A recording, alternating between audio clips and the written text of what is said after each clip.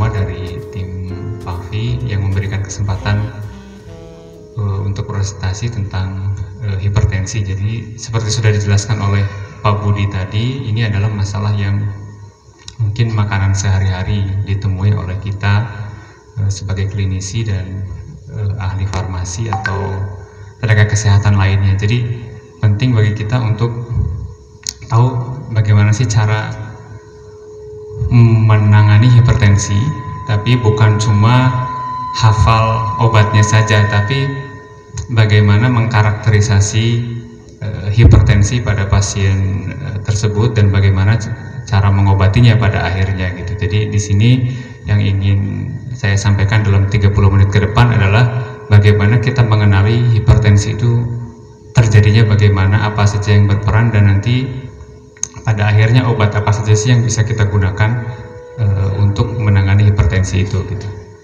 Baik, slide berikutnya. Kita mulai dulu dari definisi hipertensi dulu. Maaf, slide-nya bisa diperkecil. Jadi hipertensi itu adalah kondisi di mana tekanan darah di atas atau sama dengan 140/90 mm/Hg. Tapi kita harus ingat bahwa pengukuran ini harus dilakukan dalam 2 kali pemeriksaan. Jadi rekan-rekan, misal ada orang datang sekali terus ditensi 160/100, itu belum tentu hipertensi karena banyak sekali faktor yang berpengaruh. Misal orangnya capek ketika sampai ke rumah sakit atau orang itu sedang habis marah-marah misalnya, jadi tensinya naik gitu. Jadi harus 2 kali pemeriksaan sebelum kita mengatakan bahwa oh ini hipertensi. Nah, setelah itu kita harus tahu juga bahwa hipertensi itu dibagi menjadi 2 yang mudah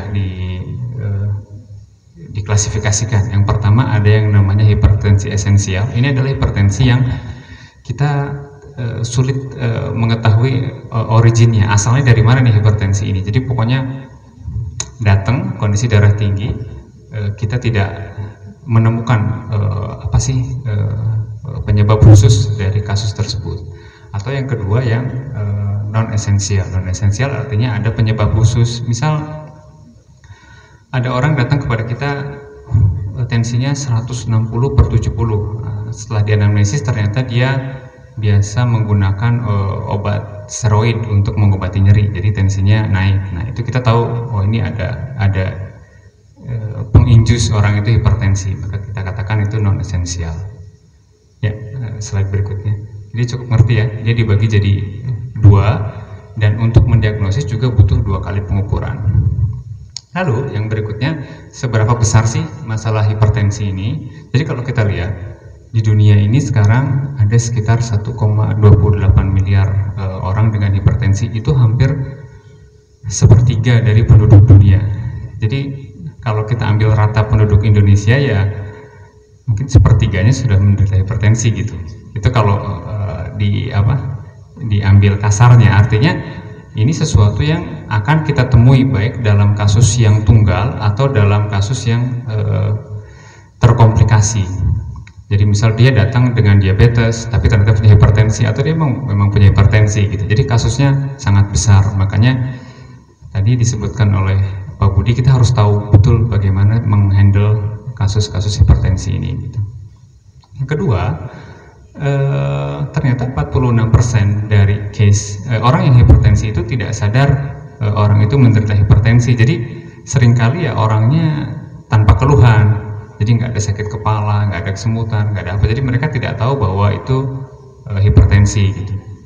Yang berikutnya ternyata baru 42% pasien hipertensi mendapatkan pengobatan, artinya sisanya entah dia tidak berobat, tidak mendapatkan pengobatan, atau dia terkendali dengan gaya hidup dan diet yang baik. Tapi saya rasa lebih banyak orang yang memang tidak mendapatkan pengobatan. Nah, itu adalah tugas bagi nakes-nakes kita untuk mendiagnosis, lalu nanti akhirnya mengobati, karena kita lihat tuh 42% kan hampir setengah penderita hipertensi yang tidak mendapatkan pengobatan. Lalu ternyata setelah diobati itu yang berhasil mencapai target berapa? Cuma 21%. Nah, ini artinya di sini kita butuh upgrade, peningkatan pengetahuan, yang kedua peningkatan efektivitas obat-obatan untuk lebih bisa mengendalikan hipertensi yang dialami oleh pasien-pasien kita gitu. Itu pentingnya kita paham betul nanti bagaimana hipertensi itu berjalan. Lalu yang berikutnya, berapa sih yang ditargetkan oleh WHO? WHO itu mentargetkan sekitar 33% orang yang hipertensi itu bisa terkendali secara baik di seluruh dunia gitu. Kenapa? Karena hipertensi bisa berujung kepada kematian yang prematur. Jadi kita mungkin pernah dengar atau sering dengar ada kasus tetangga kita atau teman kita bercerita ada orang, saudaranya atau siapa tiba-tiba meninggal tanpa sakit sebelumnya. Nah, mungkin ini dia menderita hipertensi sebelumnya, terus akhirnya mengalami komplikasi berupa stroke, berupa gagal ginjal dan lain sebagainya. Akhirnya kita tahu tanpa proses yang jelas tiba-tiba meninggal. Jadi hipertensi itu penyebab kematian yang prematur. Ya, slide berikutnya. Nah, bagaimana hipertensi diklasifikasikan? Jadi kalau kita lihat yang lama kita menggunakan sistem GNC, itu maaf yang atas GNC 7. Jadi kalau yang normal itu sistoliknya di atas 120, diastolik di bawah 80, lalu ada prehipertensi, yaitu kalau sistolik di atas sistolik 120 sampai 139, lalu diastolik 80 sampai 89, lalu ada hipertensi grade 1 yang 140 sampai 159 sistolik dan diastoliknya 90 sampai 99. Lalu kemudian 2019 itu sedikit lagi direvisi oleh American Heart Association. Di sini kita lihat ada sedikit perbedaan dalam derajat hipertensi grade 1. Dia memasukkan 130 sebagai hipertensi grade 1. Kenapa sih dibuat lebih awal? Ini tujuannya agar awareness si dokter lebih tinggi atau si nakes lebih tinggi. Jadi begitu 130, oke, segera diobati atau ditata laksana agar tidak terlalu banyak komplikasi. Nah, di luar itu kita punya term-term yang biasa dipakai untuk digunakan di setting klinik. Yang pertama ada namanya hipertensi urgensi, yaitu peningkatan tekanan darah yang signifikan tanpa ada tanda-tanda kerusakan organ. Misal begini, ada orang datang kepada Anda, dia bilang, saya mau cek darah dok, tensnya ternyata 200 per 110. Ketika Anda tanya lebih lanjut, dia bilang, saya tidak ada gejala apa-apa kok gitu. Nah, itu yang namanya hipertensi urgensi. Lalu ada juga yang namanya hipertensi emergensi. Hipertensi emergensi ini tekanan darah yang meningkat sangat tinggi dan disertai dengan gejala yang jelas, gejala kerusakan organ. Misal ada orang datang kepada Anda tiba-tiba tidak bisa buang air kecil, lalu tensinya naik sampai 200 per 100, atau mengalami kelumpuhan satu sisi tubuhnya. Jadi orang itu mengalami stroke misalnya dan tensinya sangat tinggi. Nah, itu yang dinamakan dengan hipertensi emergensi. Ya, slide berikutnya. Jadi cukup jelas ya, ada urgensi, ada emergensi. Jadi yang mesti diobatin duluan yang emergensi. Urgensi juga kita obatin, tapi waktu pengobatannya lebih panjang dibanding dengan hipertensi emergensi. Slide. Nah, bagaimana patofisiologinya? Kita lihat apakah dia itu ada mekanisme yang tunggal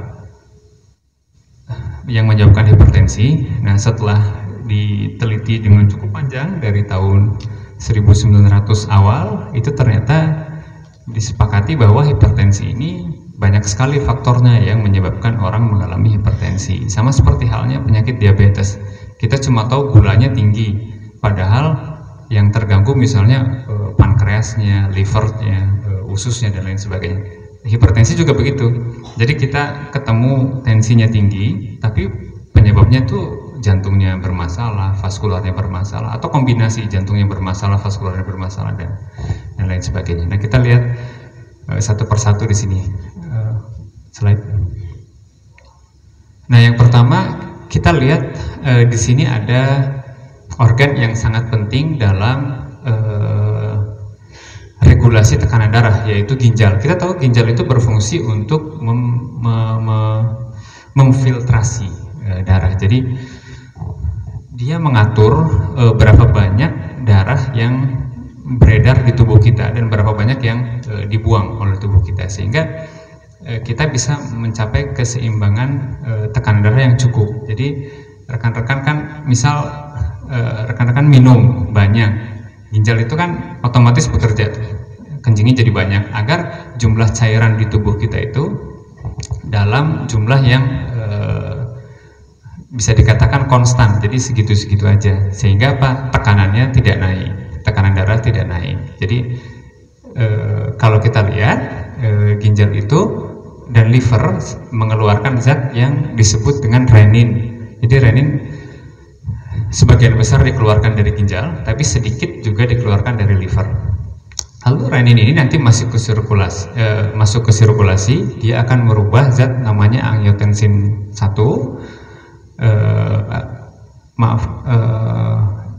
Dia akan merubah angiotensinogen menjadi angiotensin 1. Lalu angiotensin 1 nanti dirubah lagi oleh enzim angiotensin 2, angiotensin converting enzyme menjadi angiotensin 2. Jadi ini adalah salah satu mekanisme dalam regulasi tekanan darah yang pertama.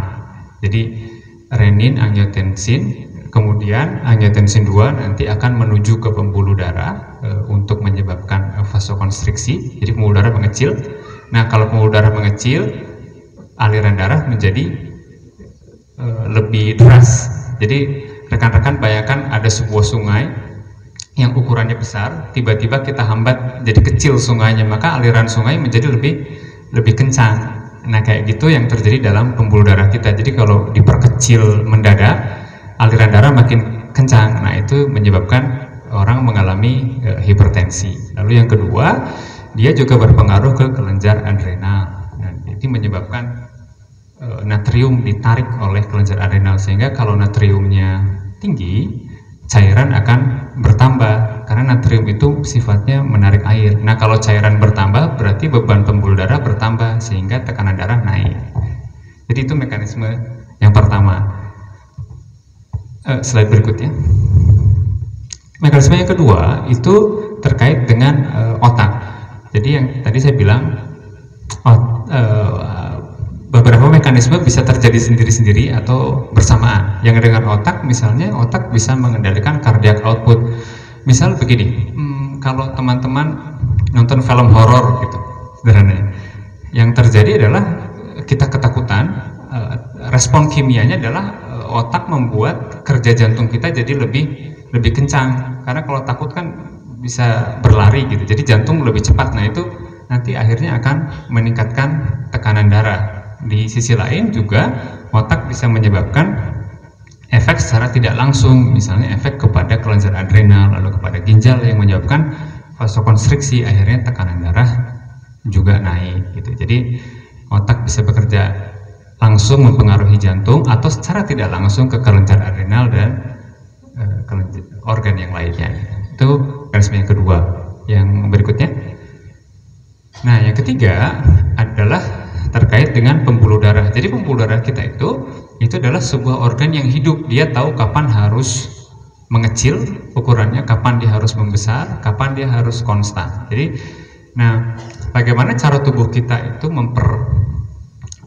memerintahkan ke pembuluh darah kita untuk mengecil atau membesar, itu ternyata ada zat-zat kimia yang dilepaskan. Jadi di sini disebutkan ada yang namanya vasodilating system. Vasodilating system itu adalah faktor-faktor yang menyebabkan pelebaran pembuluh darah. Misalnya sistem saraf parasimpatik, kallikrein-kinin system, prostaglandin, lalu atrial natriuretic factor (ANF) dan lain sebagainya. Lalu ada yang vasokonstriksi, misalnya sistem saraf simpatik, lalu ada kalsium, lalu ada endotelin, ada vasopressin dan lain sebagainya. Jadi ini akan dirilis ketika kondisi tubuh kita membutuhkan. Misal tadi ketika kita tegang misalnya, maka responnya adalah peningkatan heart rate, lalu pembuluh darah juga mengalami vasokonstriksi, sehingga tadi misalnya vasopresor di tubuh kita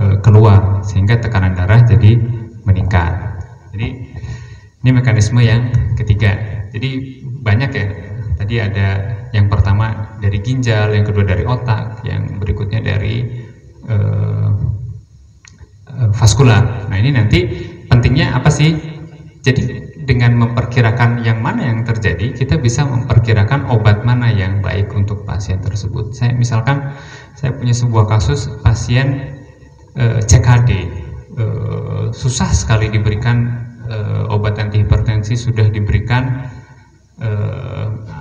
misalnya ACE inhibitor, pasien sudah mendapat lisinopril, tapi tidak mempan juga, tensi masih tinggi juga. Ternyata setelah diperiksa detak arteri perifernya lemah. Jadi mungkin pada pasien ini yang berperan adalah vaskularnya. Jadi pada pasien ini disesuaikan, kita berikan obat yang berpengaruh kepada sistem vaskularnya gitu. Dan ternyata hasilnya bagus gitu.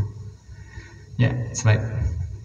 Nah, ini patofisiologinya. Jadi sebenarnya yang tadi cuma direkap. Jadi pada ginjal apa yang terjadi ketika terjadi hipertensi, ada peningkatan retensi sodium, lalu ada ROS, lalu di otak memerintahkan vasokonstriksi, lalu otak meningkatkan heart rate, lalu di pembuluh darah juga seperti yang saya sebutkan sebelumnya. Baik, slide.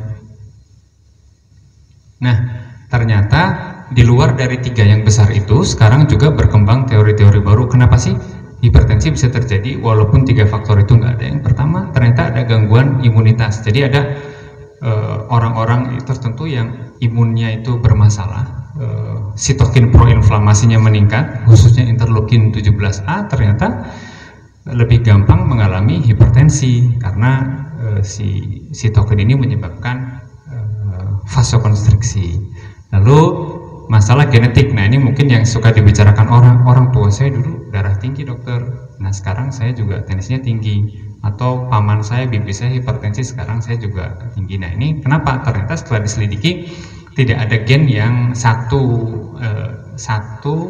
gen yang menyebabkan darah tinggi, tapi ternyata ada hampir lebih dari 1000 gen yang terkait dengan hipertensi. Nah kalau sekitar 1000 gen ini berubah atau kita sebut dengan polimorfisme, nah itu bisa menyebabkan darah tinggi, sehingga pola penurunannya tidak bisa kita perkirakan.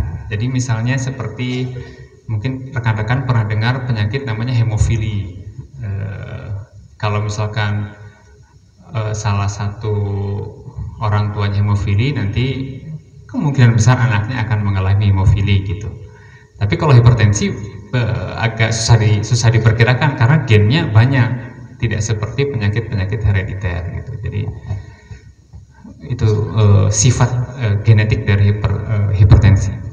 Lalu yang ketiga adalah ROS. ROS itu zat yang dihasilkan oleh tubuh kita ketika terjadi stres. Jadi mungkin teman-teman juga pernah nih ketemu kasus, dok saya tuh orang tua saya nggak ada darah tinggi, makan biasa aja, tapi tekanan pekerjaannya misalnya tinggi sekali, setiap hari stres. Ya akhirnya tubuhnya betul mengeluarkan reaktif oksigen spesies. Nah ini akhirnya menyebabkan vasokonstriksi dan akhirnya meningkatkan tekanan darah gitu. Jadi itu juga bisa. Selanjutnya, nah bagaimana mendiagnosis hipertensi? Tadi seperti sudah dibilang bahwa untuk mendiagnosis hipertensi kita butuh dua kali pemeriksaan dalam kondisi pasiennya harus tenang dan posisinya seperti ini. Jadi duduk tegak, lalu bagian belakangnya disangga. Jadi jangan sambil, kalau bisa jangan sambil tiduran gitu. Ingat ya, 2 kali pemeriksaan. Ya, slide. Nah, kita masuk ke bagaimana cara mengobati hipertensi. Jadi tata laksana hipertensi itu ada 2, ada farmakologis dan non farmakologis. Baik, slide. Nah, secara umum untuk orang hipertensi itu memang harus dirubah gaya hidupnya secara keseluruhan. Jadi mengobati hipertensi bukan cuma mengobati tekanan darahnya, tapi gaya hidupnya, karena biasanya terkait dengan gaya hidup yang agak bebas lah, makannya bebas, tidurnya juga bebas, nggak ada pola-pola yang khusus. Jadi kita harus obrolkan dengan pasien ya, bicarakan baik-baik, ini kira-kira hipertensinya dari mana sih gitu. Apakah memang makan yang bermasalah, atau memang kurang aktivitas, atau ini genetik, atau apa. Jadi kita nanti bisa ketemu nih bagaimana merubah semuanya agar tekanan darah nggak tinggi, dan kalau bisa tanpa obat gitu. Yang kedua, ingat tata laksana farmakologis dan non farmakologis sama pentingnya. Jadi kalau Anda ditanya, dok, saya bisa nggak lepas obat? Soalnya teman-teman bilang harus seumur hidup. Jawaban Anda gimana? Maaf dok, waktu 5 menit lagi. Hah? 5 menit. Oh, oke. Maka jawabannya Anda bilang bisa, karena di luar dari farmakologis ada non farmakologis. Jadi kalau misalnya memang terkendali dengan baik, olahraganya bagus, dietnya bagus, ya bisa orang itu lepas obat gitu. Tapi dengan syarat ya dua pilar lain itu dikerjakan dengan sangat baik gitu. Ya, slide. Nah, ini tata laksana yang non farmakologis, ada penurunan berat badan, lalu ada diet, aktivitas fisik, lalu kalau yang merokok, hentikan merokok, yang minum alkohol, hentikan minum alkohol. Jadi itu uangnya dipakai buat yang lain aja. Nah, untuk yang farmakologis itu ada beberapa macam obat, nah, kita akan bahas. Baik, slide. Nah, untuk diet, apa saja sih diet yang disarankan? Yang pertama, buah-buahan dan sayur-sayuran. Yang berikutnya, makanan manis dikurangin, lalu daging-dagingan dikurangin, lalu berikutnya restriksi garam, kurangi hingga kurang dari 2300 mg per hari. Lalu ada puasa, ini yang lagi ngetrend sekarang, intermittent fasting. Jadi untuk penderita diabetes, untuk penderita hipertensi juga ini bisa dilakukan, yaitu puasa 1-4 hari dalam seminggu, seperti puasa Nabi Daud gitu ya, sehari puasa sehari enggak gitu. Berikutnya ada Mediterranean diet. Mungkin ini kita kurang familiar, tapi diet yang kebanyakan mengandung serat. Slide. Lalu untuk aktivitas fisik, apa yang disarankan? Nah, ini sarankan untuk aktivitas fisik 4 kali per minggu dengan durasi 40 menit per hari. Lalu penurunan berat badan. Kalau berhasil menurunkan berat badan sampai 10 kilo, itu biasanya ekuivalen dengan penurunan tekanan darah sistolik sampai 5 mm air raksa. Nah, penurunan tekanan darah itu bisa maksimal kalau aktivitas fisiknya bisa sampai 150 menit, jadi sampai 2 jam olahraganya. Tapi mungkin emang agak capek ya. Ya, slide. Nah, ini untuk tata laksana hipertensi. Jadi kita bisa pakai beberapa guidelines, tapi sebagian besar guidelines-nya hampir sama. Jadi ini yang saya ambil dari GNC, nanti saya lihatkan lagi dari ISH, tapi pada dasarnya hampir sama guidelines-nya. Dari GNC dia lihat jika orang usia di atas 18 tahun dengan hipertensi, apa yang harus Anda lakukan? Yang pertama, dilihat yang paling atas adalah implement lifestyle modification. Jadi kasih tahu dulu bagaimana merubah gaya hidupnya. Jadi bukan obat-obatan dulu, rubah dulu gaya hidupnya. Lalu dilihat kalau memang belum tercapai, dilihat apakah orang itu mengalami CKD atau tidak CKD. Kenapa? Karena ada obat-obat darah tinggi yang bisa memperparah CKD, gagal ginjal. Tapi ada juga yang aman buat orang dengan gagal ginjal. Di sini kita lihat apakah ada diabetes atau CKD. Nah, kita lihat untuk yang kanan, jika tidak ada diabetes atau CKD, maka rekan-rekan sekalian bisa merekomendasikan penggunaan thiazid, ACE inhibitor, ARB, atau CCB. Itu berupa obat yang tunggal atau combo. Jadi kalau misalnya pas ketemu itu tensinya di atas 160, ya rekan-rekan bisa tuh kasih, ya udah ini harus double obat anti hipertensinya. Tapi kalau misalnya orang itu ada CKD, nah itu dilihat dulu kira-kira obatnya apa yang cocok. Yang jelas kalau CKD rekan-rekan harus melihat seberapa parah CKD-nya sebelum memberikan obat, karena nanti ada notis-notis tertentu dalam penggunaan obat tersebut gitu. Mungkin kan sekarang sudah bisa dilihat tuh di berbagai macam aplikasi, oh ini untuk CKD tidak boleh. Misal kita ingin menggunakan ACE inhibitor tapi ternyata GFR si pasien itu di bawah 45, oh ya jangan, kita cari yang lain gitu. Oke, slide.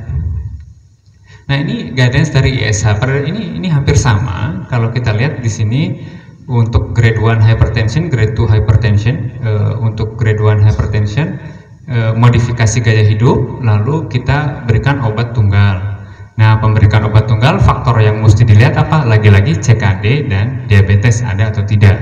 Tapi kalau misalnya tidak ada, ya kita bisa pakai obat yang sama dari guidelines yang sebelumnya gitu.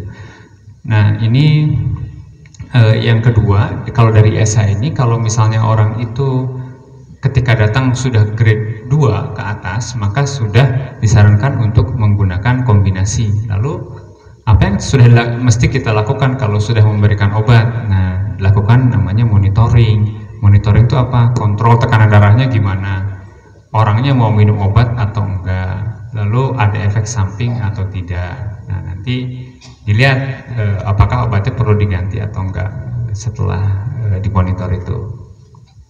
Ya, slide.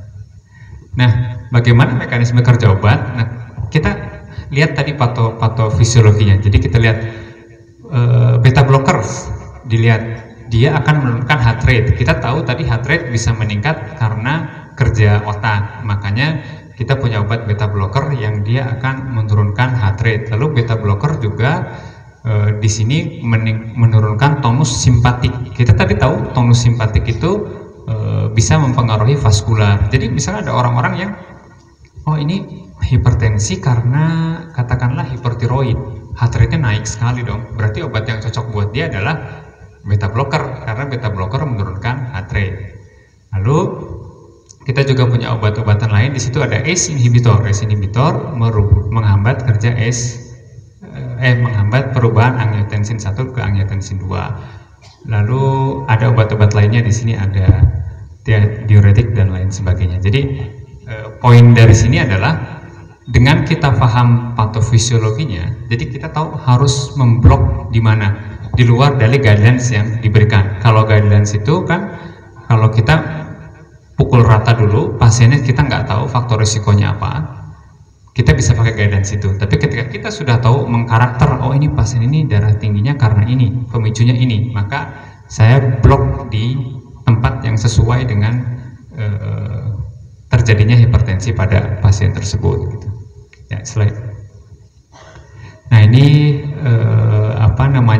berbagai jenis obat hipertensi dan kelebihan dan kekurangannya tentu saja mungkin rekan-rekan juga sudah paham betul ya, karena sering berhadapan dengan ini. Mungkin nanti kita bahas di sesi diskusi. Slide. Ya, itu saja kira-kira rekan-rekan. Terima kasih. Begitu saja saya sampaikan. Assalamualaikum warahmatullahi wabarakatuh. Waalaikumsalam warahmatullahi wabarakatuh. Beri aplaus yang meriah untuk Dr. Tulus. Terima kasih, Dok. Selanjutnya sesi tanya jawab yang durasinya sekitar 15 menit, Dok. Untuk 3 pertanyaan secara offline dari rekan-rekan yang hadir di sini, kemudian nanti ada pertanyaan dari teman-teman yang hadir secara online. Mungkin nanti pertanyaannya akan dipandu oleh Teh Ratna. Untuk sesi pertama tanya jawab secara offline untuk teman-teman yang hadir, mangga kami persilahkan, nanti akan dipandu. Teman-teman mengangkat tangan, nanti akan dipandu oleh Kang Firman, ya. Mangga.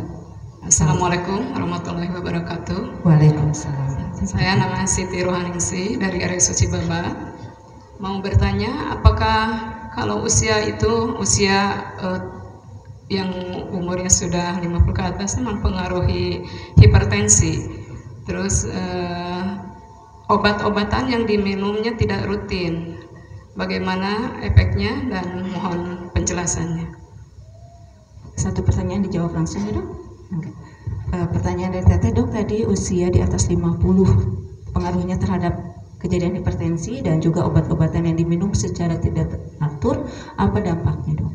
Baik, terima kasih Bu. Jadi kalau kita lihat tadi di gambar patofisiologi itu dia kan ada 3 ya Bu ya, ginjal, otak, vaskular. Semakin bertambah usia itu ketika organ itu akan menurun. Kayak misalnya kalau kita menghitung fungsi ginjal itu kan memasukkan usia. Semakin tinggi usia, fungsi ginjal semakin menurun. Artinya apa?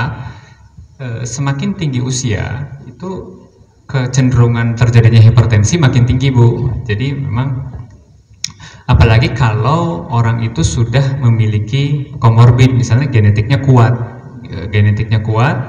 terus usianya juga sudah lanjut. Nah, tapi kita tidak bisa memastikan juga orang itu bakal mengalami hipertensi atau tidak. Cuman kalau kita stratifikasi faktor risiko, ya risikonya meningkat. Makanya di slide tadi tata laksana dia lihat di atas 60 atau di bawah 60. Artinya kalau di atas 60 ya memang risikonya sudah naik gitu. Makanya terapinya lebih agresif. Nah, kalau misalkan tidak minum obat, bagaimana?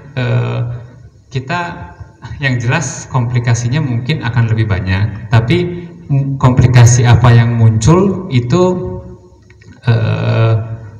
mungkin kita bisa sedikit menebak komplikasi apa yang muncul berdasarkan bagaimana patofisiologinya. Misal begini, ini orang hipertensi, umur 60, terus fungsi ginjalnya, GFR-nya itu sekarang sudah 45, udah gagal ginjal stadium 3.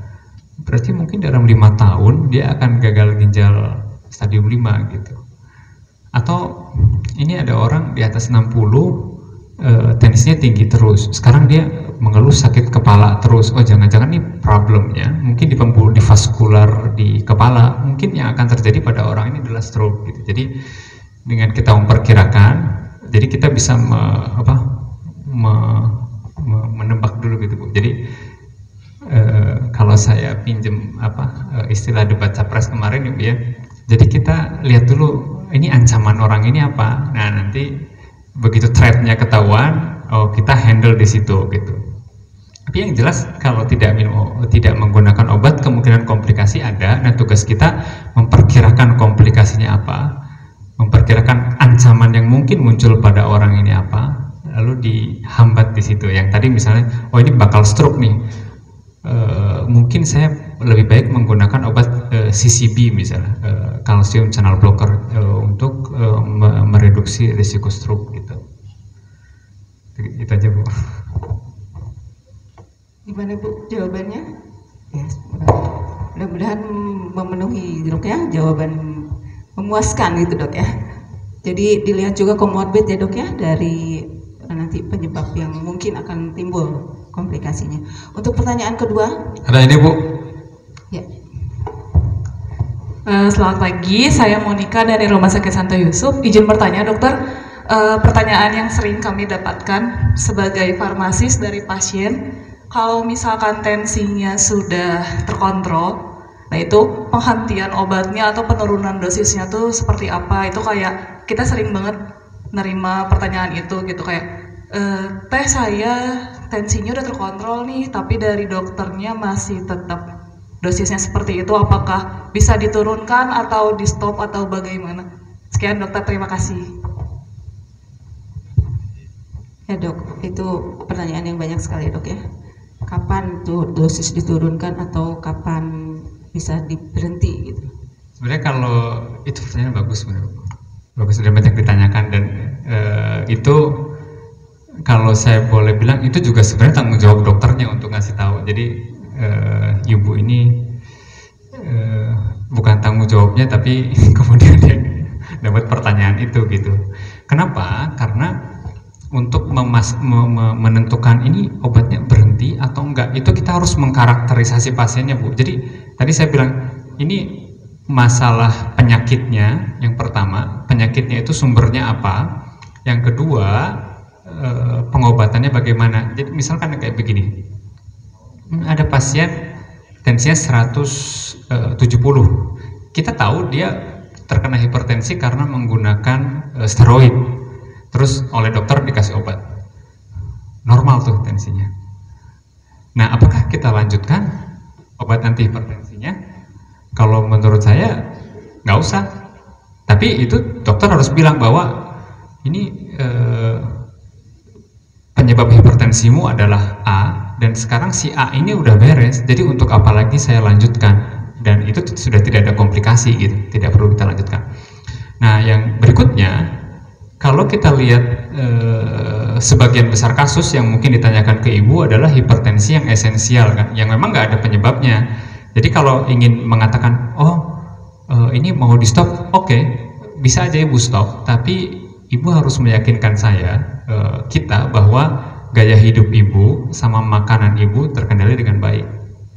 Coba kita tes 1 bulan dengan obat dosis yang sangat minimal, misal saya kasih bisoprolol dulu misalnya dengan dosis 1,25 mg, tapi dikendalikan makannya sama olahraganya yang bagus. Kalau terkendali dan itu cuma esensial, tidak ada komplikasi apa-apa, kenapa enggak kita stop gitu?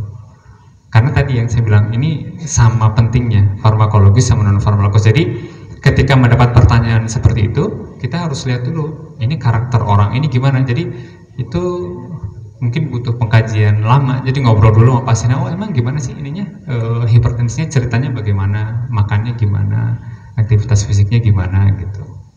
Jadi keseluruhannya dinilai dulu gitu, Bu. Ya, Mbak Monika. Nah, ya, terima kasih dok. Ini juga tugas farmasis juga dok untuk melihat kepatuhan pasien ya dok ya dalam minum obat. Satu pertanyaan terakhir, kayaknya sebelah sini nih belum, Kang Dede. Waduh, berlomba-lomba kalau cewek melihat Kang Dede sama Kang Firman.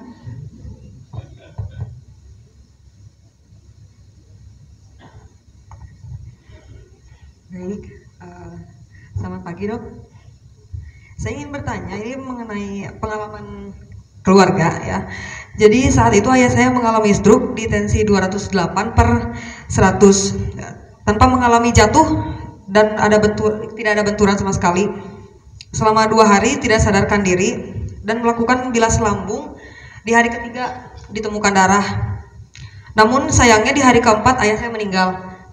Tapi jika ayah saya memiliki harapan hidup setelah melalui masa kritis, obat apa yang tepat diberikan kepada beliau? Terima kasih. Terima kasih. Ini pengalaman pribadi. Terus berduka cita sebelumnya teteh ya. Almarhum ayahnya stroke dok. Terus jatuh tanpa ada kelihatan ada pendarahan. Ketika bilas lambung baru ketahuan ada pendarahan. Nah, jika untuk kasus seperti itu obat yang tepat seperti itu ya, obat yang tepat untuk pasien seperti itu. Terima kasih. Saya juga sama turut berduka cita atas kejadiannya. Jadi di luar dari itu kalau kita lihat kasusnya yang ibu ceritakan, ini kan tensi di atas 200, lalu tidak sadar. Kalau kita lihat tadi kuliah, mungkin ada yang masih ingat kondisinya apa namanya? Tadi kuliah pertama saya bilang kondisi yang dialami ayahnya, emergency hypertension. Jadi untuk hipertensi emergency jelas itu butuh penanganan yang cepat, tapi kita mesti lihat juga karena ini sifatnya multidisiplin, Bu. Jadi begini, kalau orang stroke itu kan kita tahu ada 2 jenis stroke ya, ada yang berdarah dan tidak berdarah. Nah, kalau stroke-nya berdarah, misalnya di otak ada perdarahan, itu maka tekanan darah yang 200 itu belum kita kasih obat apa-apa. Jadi kita nggak ngasih obat darah tinggi. Kenapa? Karena tensi yang tinggi justru diperlukan agar darah bisa tetap naik ke otak. Tapi lain halnya kalau stroke-nya sumbatan, jadi cuma ada penyempitan aja, maka tensi 200 oke, kita obatin, kita perlakukan sebagai hipertensi emergensi tadi. Tapi kan ini ceritanya nggak bisa dok, pasiennya mengalami perdarahan dari lambung. Nah, kalau misalkan memang sudah harus masuk obat darah tinggi, maka kita berikan obat darah tinggi yang intravena, jadi dimasukkannya lewat infus gitu. Tapi dengan syarat kita tahu dulu ini stroke-nya pendarahan atau tidak, karena setahu saya dari bagian neurologi, dari bagian saraf itu kalau stroke-nya perdarahan itu baru diberikan obat jika tensinya di atas 220. Sementara kalau yang sumbatan itu diberikan obat kalau di atas 200. Jadi kalau ini ceritanya 200 tapi perdarahan, ya mungkin dokternya nggak ngasih obat apa-apa dulu gitu, karena mengejar agar darahnya tetap mengalir ke otak gitu. Jadi karakter kasusnya memang agak susah gitu. Tapi pada dasarnya kalau ada perdarahan ya kita bisa berikan obat darah tinggi yang intravena. Bukan kita punya banyak mungkin ya rekan-rekan pas praktek juga tahu obat, kan nggak boleh nyebut merek ya Bu ya, jadi udah tahu lah. Silakan. Bagaimana tadi? Ya, mungkin Dok, untuk kita semua pengetahuan di sini, jadi jangan sampai tiba-tiba terjadi kejadian emergency hypertension itu ya. Bagaimana caranya kita bisa memberikan pengetahuan ke pasien ya Dok ya. Untuk 3 pertanyaan secara offline sudah selesai, akan diteruskan oleh Teratna. Apakah ada pertanyaan? Terima kasih. Ini ada pertanyaan yang menarik dari Saudara Cumina Ratna Dewi. Assalamualaikum, izin bertanya Dok, untuk pasien dengan tensi 130/70 dan biasanya 150/90 sudah terapi amlodipin tetapi masih mengeluhkan kepala bagian belakang sakit. Apakah perlu obat hipertensi golongan lain? Terima kasih.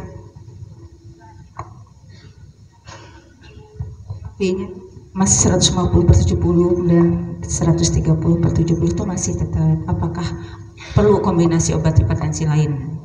Baik, untuk kasus seperti itu kita lihat dari dua sisi Bu. Yang pertama, ini pertanyaan online ya. Untuk kasus seperti itu kita lihat dari 2 sisi. Yang pertama tentang sakit kepalanya. Apakah ini sakit kepala karena hipertensi atau bukan? Jadi jangan-jangan misal si pasien ini penderita migrain misalnya, atau memang kolesterolnya juga tinggi misal. Jadi kita obatin sampai serendah apapun, sakit kepalanya tidak hilang. Dan itu tugas kita untuk mengevaluasi kenapa dia sakit kepala gitu.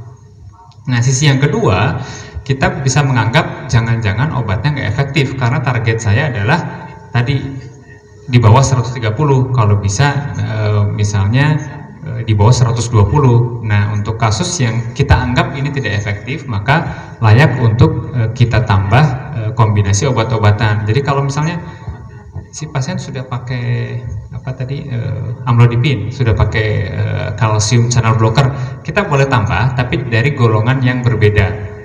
Misal saya mau tambah ACE inhibitor gitu, jadi mau saya tambah ramipril lah, jadi akhirnya tensinya turun ya.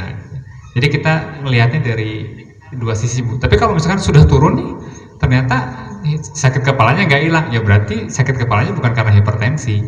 Cari kenapa nih masih sakit kepala gitu. Ya, yang paling penting gini, kalau kita ingin memberikan kombinasi, jangan mengkombinasikan ACE yang pril-pril dengan ARB yang sartan-sartan. Jadi misalkan lisinopril, valsartan, kandesartan, ramipril itu sebisa mungkin jangan, karena ada risiko tinggi kerusakan ginjal. Jadi kalau mau kombinasi obat-obatan lain silahkan. Oh, iya.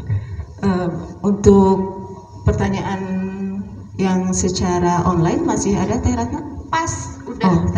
Waktu sudah habis. Terima kasih Dok, materinya dan juga sesi tanya jawabnya. Mudah-mudahan semua apa yang diberikan materi dokter hari ini, juga pertanyaan-pertanyaan bisa memberikan berkah manfaat buat kita semua, bisa diaplikasikan juga di kehidupan kita sehari-hari, selain kepada pasien-pasien juga keluarga dan rekan-rekan. Sekali lagi terima kasih atas kehadirannya Dok. Beri aplaus yang meriah untuk Dr. Tulus Widianto, spesialis penyakit dalam.